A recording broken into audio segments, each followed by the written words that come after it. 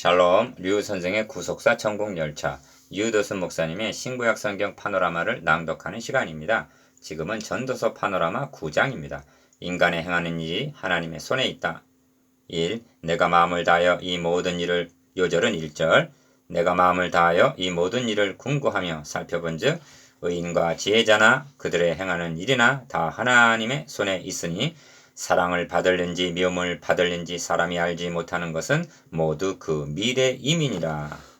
전도자는 8장 마지막 절에서 하나님의 모든 행사를 살펴보니 해 아래서 하시는 일을 사람이 능히 깨달을 수 없도다 하고 마쳤는데 8장 17절 9장은 내가 마음을 다하여 이 모든 일을 궁구하며 살펴본즉 하고 시작이 됩니다. 1절 상반절. 이런 맥락에서 본장은 8장의 계속을 할 수가 있습니다. 9장에는 하나님이 2번 등장합니다. 본장을 문자만으로 본다면 곱게 할 수가 있습니다. 그러므로 그들이 행하는 일이 하나님 손에 있다. 1절 하나님이 너의 하는 일을 벌써 기쁘게 받으셨음이니라 하는 7절 확고한 말씀에 근거하여 해석이 되어야 하는 것입니다. 도표를 보시면 첫째 단어는 다 하나님 손에 있다를 중심으로 1. 의인과 악인에게 임하는 것이 일반인 것 같아. 2. 인생의 마음에 악이 가득하나. 3. 그러나 산자에게는 소망이 있다 합니다. 둘째 단어는 하나님이 너희 하는 일을 벌써 기쁘게 받으셨다를 중심으로 4. 기쁘게 즐겁게 살아가라. 5. 너의 손이 일을 당하는 대로 힘을 다하라. 6. 그러나 인간의 힘으로 되는 것이 아니라 시기와 기회가 우연 있는데 7. 인생도 재앙의 날이 호련히 임하면 거기 걸리게 된다고 말합니다. 셋째 단어는 지혜가 크다를 중심으로 8. 가난한 지혜자가 성읍을 구원했는데 그를 기억하는 자가 없다. 9. 지혜자의 말이 멸시를 당하고 믿지 않는다. 10. 결론적으로 지혜가 병기보다 나으니라. 그러나 한 죄인이 많은 선을 패객케 한다 하고 마치고 있습니다. 첫째 단은 1절에서 6절 소망은 미래에 속한다. 둘째 단은 7절에서 12절 하나님이 기쁘게 받으셨다. 셋째 단은 13절에서 18절 지혜가 멸시를 받고 배척을 당한다. 주제 인간의 행하는 일이 하나님의 손에 있다. 기억 9장에서는 지혜가 5번, 지혜자가 4번 등장하는데 이를 문맥적으로 보면 8장 1절에서 지혜자와 같은 자 누구며 사리의 해석을 아는 자 누구냐 한 사리의 해석에 대한 계속입니다. 9장은 내가 마음을 다하여 이 모든 일을 궁구하며 살폈다는 1절 말씀으로 시작이 되는데 그러니까 지혜자가 깨달은 사리의 해석을 말해주겠다는 문맥인 것입니다. 그러므로 우리들도 9장을 통해서 이치를 깨달아야만 하는 것입니다. 니은 전체 주제와 각 단원의 제목을 결부시켜 대의를 파악해보면 인간의 행하는 일이 하나님의 손에 있다. 전체 주제. 그런데 이 땅에서는 의인과 악인이 일반인 것 같으나 소망은 미래에 속한다. 첫째 단은 너희 하는 일을 하나님이 벌써 기쁘게 받으셨으니. 둘째 단은 기뻐하며 즐거움으로 살아라. 그리하여 지혜가 병기보다 낫다는 셋째 단은 결론에 이르게 됩니다. 첫째 단은 1절에서 6절 소망은 미래에 속한다. 첫째 단원의 중심점은 다 하나님 손에 있다는 데 있습니다. 그래서 내가 마음을 다하여 이 모든 일을 궁구하며 살펴본즉 의인과 지혜자나 그들의 행하는 일이나 다 하나님 손에 있으니 합니다. 1절 상반절. 그런데 사랑을 받을는지 미움을 받을는지 사람이 알지 못하는 것은 모두 그 미래 이민이라 합니다. 1절 하반절. 핵심은 일반이라는 말인데 모두 4번 등장합니다. 의인과 악인이며 모든 사람에게 임하는 모든 것이 일반이라는 것입니다. 그러나 미래 이민이라 즉 미래에는 일반이 아니라 갈라지게 된다는 것입니다. 1. 모든 사람에게 임하는 모든 것이 일반이라 의인과 악인이며 선하고 깨끗한 자와 깨끗지 않은 자며 제사를 드리는 자와 제사를 드리지 아니하는 자의 결국이 일반이니 선인과 죄인이며 맹세하는 자와 맹세하기를 무소하는 자가 일반이로다 합니다. 2절 기억 이는 현재도 경험하는 바인데 불신자에게 임한 일이 믿는 사람에게도 임합니다. 그런데 이는 해 아래서 3절 상반절 일반일 뿐 신자 불신자의 종말이 어떻게 될 것인가 하는 것은 모두 그 미래 이민이라 1절 하반절 즉 미래에 속한 일이라는 것입니다. 이 모든 사람의 결국이 일반인 그것은 해 아래서 모든 일 중에 악한 것이니 곧 인생의 마음에 악이 가득하여 평생에 미친 마음을 품다가 후에는 죽은 자에게로 돌아가는 것이라 합니다. 3절. 기억 무슨 뜻인가? 8장 11절에서 악한 일의 징벌이 속히 실행되지 않으므로 인생들이 악을 행하기에 마음이 담대하도다 한 것과 뜻을 같이 합니다. 즉 불신자에게 임한 것이 하나님을 경외하는 자에게도 임하고 그리하여 모든 재난이 일반인 것처럼 여겨지니까 구태여 하나님을 경외하려 하지 않고 인생의 마음에 악이 가득하여 평생에 미친 마음을 품다가 후에는 죽은 자에게로 돌아간다는 것입니다. 3절. 3. 그러나 모든 산자 중에 참회한 자가 소망이 있음은 하고 4절 상반절 소망을 말씀합니다. 기억 그래도 산자에게는 돌이킬 소망이 아직 남아있다는 말입니다. 그러니까 죽은 후에는 소망이 없다. 즉 죽은 후에는 회개할 기회도 끊어지고 만다는 뜻입니다. 그러므로 살아있는 동안에 일의 결국을 다 들었으니 하나님을 경외하라는 그런 뜻입니다. 그래서 산계가 죽은 사자보다 나음이니라 하는 것입니다. 4절 하반절. 그래서 3장에서는 천하의 범사가 기한이 있고 모든 목적이 이룰 때가 있나니 날 때가 있고 죽을 때가 있으며 심을 때가 있고 심은 것을 뽑을 때가 있으며 하고 3장 1절 2절 때를 29번이나 강조했던 것입니다. 그러니까 회개에도 때가 있다는 것입니다. 니은 이 점이 무릇 산자는 죽을 줄을 알되 죽은 자는 아무것도 모르며 다시는 상도 받지 못하는 것은 그 이름이 잊어버린 바 됨이라. 그 사랑함과 미워함과 시기함이 없어진 지 오래니 해 아래에서 행하는 모든 일에 저희가 다시는 영영이 분복이 없느니라 한 의미입니다. 5절 6절 하나님은 말씀하십니다. 너희는 여호와를 만날 만한 때 찾으라. 가까이 계실 때 그를 부르라. 악인은 그 길을 불의한 자는 그 생각을 버리고 여호와께로 돌아오라. 그리하면 긍휼히 여기시리라. 우리 하나님께 나아오라. 그가 널리 용서하시리라. 이사야서 55장 6절 7절 디귿 신약성경은 말씀합니다. 우리가 소망으로 구원을 얻었음에 보이는 소망이 아니니 보는 것을 누가 바라리요. 만일 보지 못하는 것을 바라면 참음으로 기다릴지니라. 로마서 8장 24절 25절 그래서 소망은 미래에 속한다 하는 것입니다. 둘째 단은 7절에서 12절 하나님이 기쁘게 받으셨다.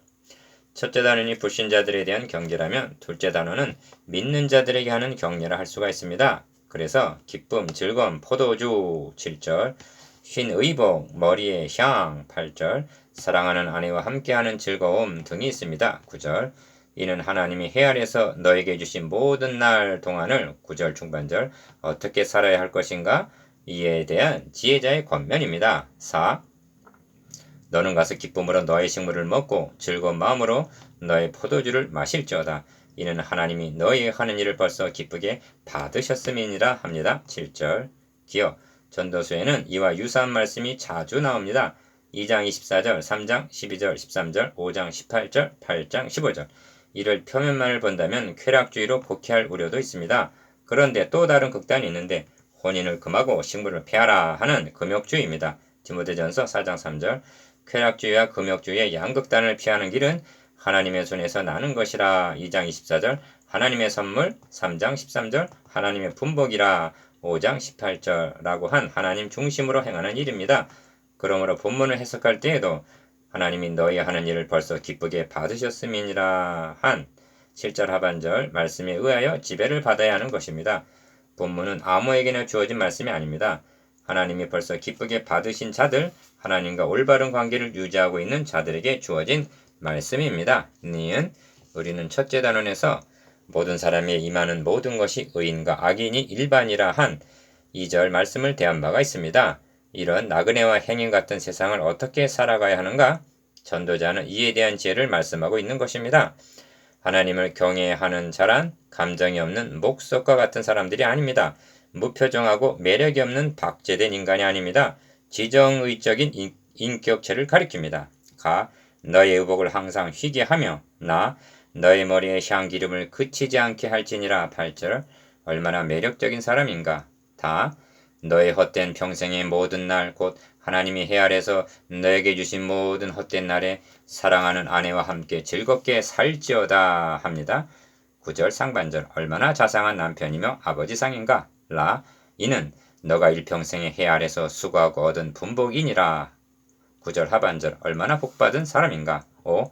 그런데 이어진 말씀을 보십시오. 무릇 너의 손이 이를 당하는 대로 힘을 다하여 할지어다 합니다. 10절 상반절. 기억 위에서 말씀한 행복은 너의 손이 이를 당하는 대로 힘을 다하여 수고하는 자들에게 주어지는 축복임을 명심해야만 합니다. 2장 24절과 5장 18절과 8장 15절에도 낙과 수고가 함께 나옵니다. 이 점이 하나님이 너희 하는 일을 벌써 기쁘게 받으셨음이니라 한 7절 의미이기도 합니다. 기쁨과 즐거움은 땀을 흘린 후에야 주어지는 행복입니다.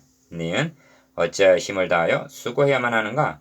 너가 장차 들어갈 음부에는 일도 없고 계획도 없고 지식도 없고 지혜도 없기 때문이라는 것입니다. 10절 하반절 구약에서 말하는 음부 개념은 내세를 가리키는 것이 아니라 다 흙으로 말미암았으므로 다 흙으로 돌아가나니 3장 20절라고 한 무덤을 가리키는 말입니다. 그러므로 지식도 없고 지혜도 없다는 말은 복음을 들을 길도 없고 회개하기에는 이미 늦은 때라는 의미가 함의되어 있습니다. 6.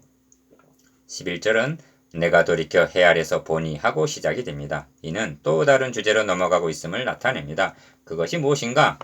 빠른 경주자라고 선착하는 것이 아니며 유력자라고 전쟁에 승리하는 것이 아니며 지혜자라고 식물을 얻는 것이 아니며 명철자라고 재물을 얻는 것이 아니며 기능자라고 은총을 입는 것이 아니니 합니다. 11절 상반절. 기억 무슨 뜻인가? 그들의 행하는 일이 다 하나님의 주권적인 손에 있다는 뜻입니다. 1절 중반절.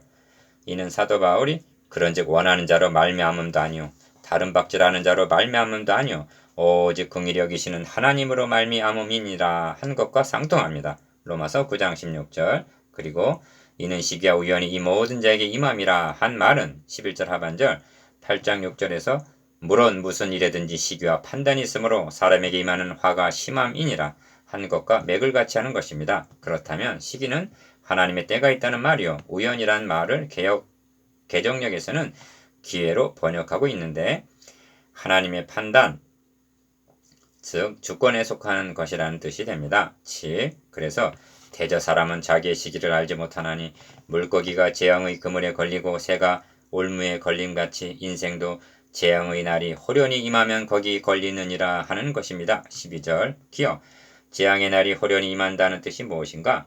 뜻밖의 그 날이 덫과 같이 너에게 임하리라. 이 날은 온 지구상에 거하는 모든 사람에게 임하리라 하신 누가복음 21장 34절 35절 심판의 날인 것입니다. 이런 맥락에서 전도자도 이러므로 너희는 장차 올 이 모든 일을 등이 피하고 인자 앞에 서도록 항상 기도하며 깨어있으라는 누가복음 21장 36절의 말씀을 하고 있는 셈입니다. 그래서 다음 단원에서는 한 사례를 들어서 설명을 하는 것입니다. 셋째 단원 13절에서 18절 지혜가 멸시를 받고 배척을 당한다. 셋째 단원의 핵심어는 지혜입니다. 6절 안에 7번이나 등장합니다. 내가 또 해 아래서 지혜를 보고 크게 여긴 것이 이러하니 합니다. 13절 본 단어는 지혜가 어째서 큰가 하는 해설인 셈입니다. 8. 곧 어떤 작고 인구가 많지 않은 성읍에 큰 임금이 와서 에워싸고 큰 흥벽을 쌓고 치고자 할 때 14절 기억 인구가 많지 않은 작은 성읍과 큰 임금이 대조가 되어 있는데 이는 우리를 치러 오는 이 큰 무리를 우리가 대적할 능력이 없고 어떻게 할 줄도 알지 못한다는 경우입니다. 역대하 20장 12절 그런데 그 성읍 가운데 가난한 제자가 있어서 그 지혜로 그 성읍을 건진 것이라는 합니다. 15절 상반절 니은 가난한 지혜자란 하나님을 경외하는 자를 가리키는 말입니다. 하나님의 백성들은 이 땅이 행인과 나그네와 같기 때문에 시편에서는 가난한 자라 합니다. 사무엘하 20장 16절에서 22절까지를 보면 실제로 가난한 지혜자 그것도 연약한 여인이 온 성읍의 멸망을 막은 일이 있습니다. 그러나 이 가난한 자를 기억하는 사람이 없었도다 합니다. 15절 하반절 기억만 안 하는 것이 아닙니다. 9. 그러므로 내가 이르기를 지혜가 힘보다 낫다마는 가난한 자의 지혜가 멸시를 받고 그 말이 신청되지 아니한다 하고 16절 멸시를 받고 배척을 당한다고 말씀합니다. 니은 이 말씀을 하는 전도자는 우리를 어디로 인도하려는 것인가? 지혜가 힘보다 낫다 한다면 지혜는 성읍을 그리고 우리를 구원할 능력이 있다는 뜻이 됩니다. 신약성경은 증거합니다. 그리스도는 하나님의 능력이요 지혜니라. 고린도전서 1장 24절. 그리고 십자가의 도가 멸망하는 자들에게는 미련한 것이요 구원을 얻는 우리에게는 하나님의 능력이라. 고린도전서 1장 18절.